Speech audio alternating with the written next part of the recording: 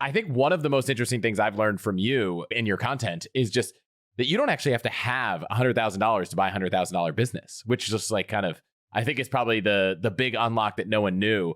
Can you talk a little bit about, or maybe give some examples of why that is true? Because it certainly doesn't seem it. Yeah, it's two magic words when you don't have money, and that's seller financing, which used to be a thing in real estate. You used to be able to sometimes buy a house, and from the future profits you got off a rental unit, you could buy that house for $0 down and pay them over time. Right? So the seller would finance your purchase. Now it's not so normal, but in buying businesses, it's very normal. 60% of all businesses are bought using essentially the seller's future profits. And the reason why is because you've run a business or 7 before, so how miserable is running a business sometimes?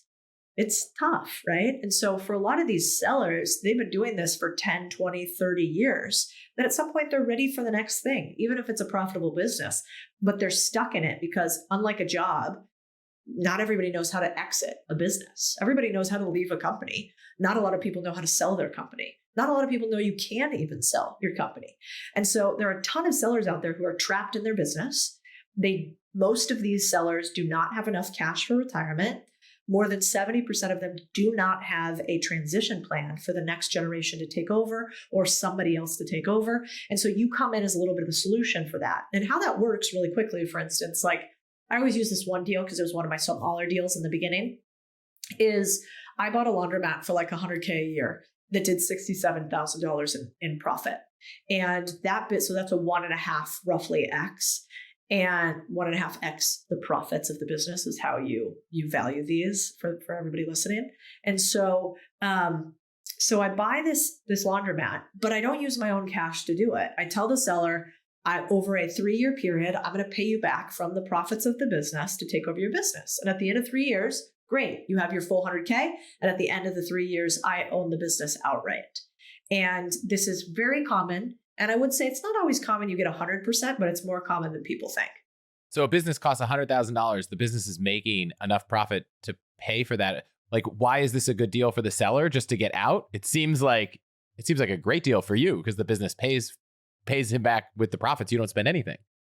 Yeah, it goes back to the old supply and demand curve. When you have a lot of supply and not a lot of demand, then you're in charge. And so, there's somewhere around the range of 10 to 12 million small businesses for sale. There's a great article, actually. We did a video on it about Japan, that they have a crisis in business owners starting to give away their business for $0. I'm not talking $0 seller financing. I'm talking $0 because the next generation doesn't want to run a goat herding business, or they don't want to run a plumbing business. And so the founders of the companies just shut them down, or they try to give them away. So this is a real thing that happens every day. In fact, a lot of people don't think that they have a business. They think that they have a job. So think about your neighborhood wedding photographer, right? Who also happens to have some contracts for high school photos that they do every year. They do $100,000 in revenue a year. It's a great little business for them, right? That's their business. They do $100,000 a year.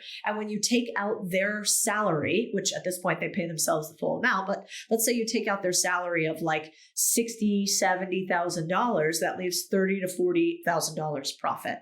That person, when they're done being a wedding photographer and a high school photo photographer, they probably just stop and go do something else. But those contracts with the high schools are worth something.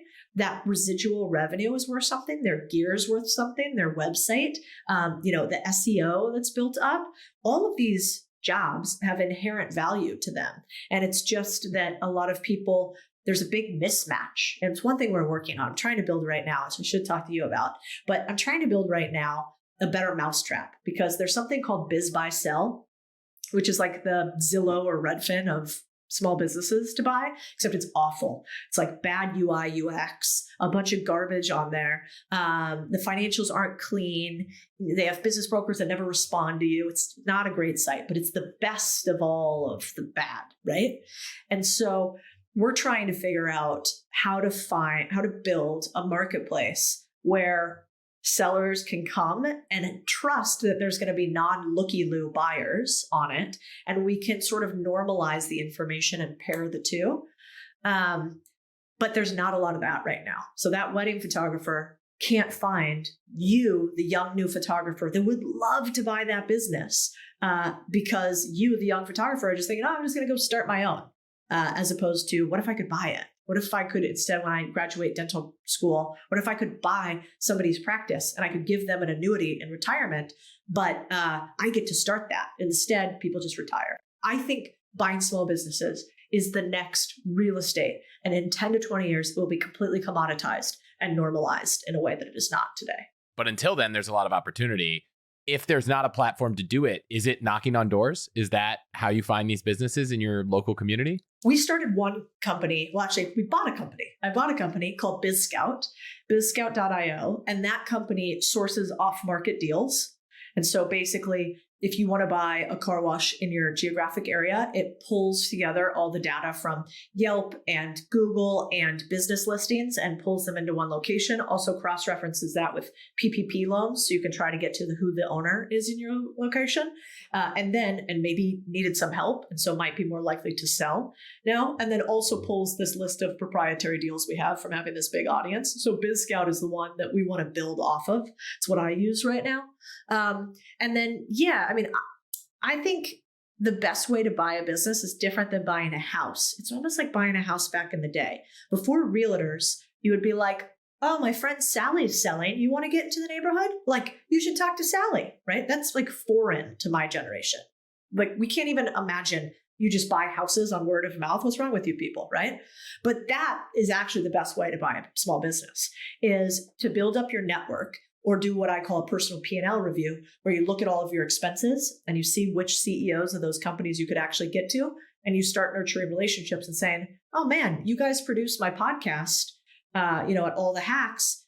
How's that business going? Is it profitable? How long have you been doing it? A while. Cool. Like, is this something you want to do forever? You want to keep running this business? No, you don't. You're kind of ready for the next thing. Interesting. I actually buy small businesses. If you sort of had an offer at the right price and the right terms, would you be open to a conversation on potentially getting acquired or an investment that comes with distributing equity, cash flow, something like that? Oh, you might be interested in that? Great. Now we're in the game.